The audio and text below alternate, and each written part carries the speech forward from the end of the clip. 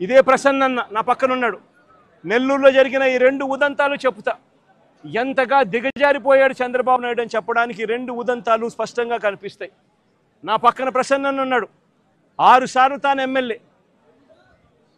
6 సార్లు తాను ఎమ్మెల్యే. అలాంటి ప్రసన్నను చంద్రబాబు నాయుడు గారు గతంలో ఎప్పుడు జరగలా ఇలాంటి పరిస్థితులు. రాష్ట్రంలో ప్రత్యర్థులు ఎవరైనా కూడా ప్రెస్ స్టేట్మెంట్లు ఇచ్చుకుంటూ ఉంటారు. అటువైపున ఉన్న పార్టీ వాళ్ళు ఇటువైపున వాళ్ళు ప్రెస్ స్టేట్మెంట్లలో స్టేట్మెంట్లు ఇస్తారు. ఇటువైపున వాళ్ళు అటువైపున వాళ్ళని కూడా ప్రెస్ స్టేట్మెంట్లలో ఇస్తారు స్టేట్మెంట్లు.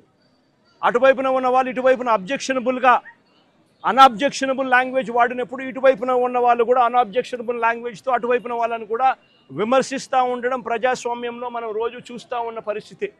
కానీ ఎప్పుడూ కూడా ఇలా మనుషులను చంపేయడానికి ఏకంగా 80 మందిని 100 మందిని ఇళ్లకు పంపించేసేసి వాళ్ళు తాగుండి రాడ్లతోనూ కర్రలతోనూ మారునాయుధాలతోనూ వచ్చి కార్లను కూడా తిప్పివేసి పడేసే పరిస్థితిలోకి వాళ్ళు వచ్చి ఇల్లు మొత్తం ధ్వంసం చేసి ఇంట్లో 83 ఏళ్ల ప్రసన్న అమ్మ, ఆవిడ మహిళ కాదా అని అడుగుతా ఉన్నా నేను.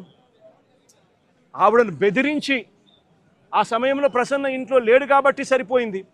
ఒకవేళ ప్రసన్న ఆ సమయంలో ఇంట్లో ఉండింటే ప్రసన్నను చంపేసే కార్యక్రమం కూడా జరిగి ఉండేది కాదా అని అడుగుతా ఉన్నా.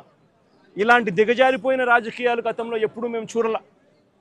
నేను అడుగుతా ఉన్నా, ఇదే చంద్రబాబు నాయుడు గారిని అడుగుతా ఉన్నా, అయ్యా చంద్రబాబు నాయుడు గారు, మీ ఎమ్మెల్యేలు ఎంత హేయంగా మాట్లాడుతూ ఉన్నారు అని చెప్పడానికి నిదర్శనం నిన్న మొన్న జరిగిన నగిరి ఎమ్మెల్యే రోజమ్మ గురించి, ఎక్స్ఎమ్మెల్యే అంటే Rojamma ex MLA, sitting MLA, Nagiri Telugu Desam party MLA ఎలాంటి మాటలు మాట్లాడాడు.